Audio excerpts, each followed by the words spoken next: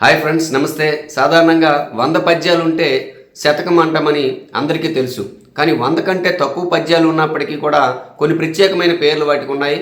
అవి చాలామందికి తెలియకపోయి ఉండొచ్చు. కాబట్టి వాటి గురించి ఇప్పుడు తెలుసుకుందాం.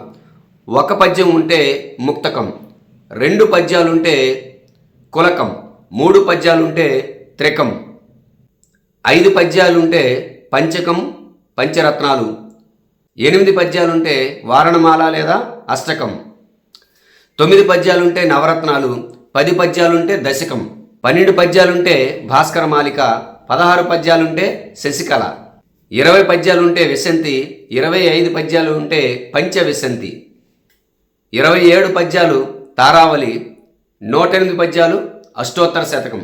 ఈ రకంగా పద్యాలు 100 కంటే తక్కువగా ఉన్న వాటికి కూడా ప్రత్యేకమైన పేర్లు ఇప్పుడు తెలుసుకున్నాం. మరి ఇవి మిగతా వాళ్ళకు కూడా తెలియజేస్తారని కోరుకుంటున్నాం. అలాగే ఈ వీడియో నచ్చేలా ఉంటే లైక్ చేసి 10 మందికి షేర్ చేస్తారని, అలాగే ఏవైనా మీ అభిప్రాయాలను కూడా కామెంట్ రూపంలో తెలియజేస్తారని కోరుకుంటూ సెలవు. నమస్తే.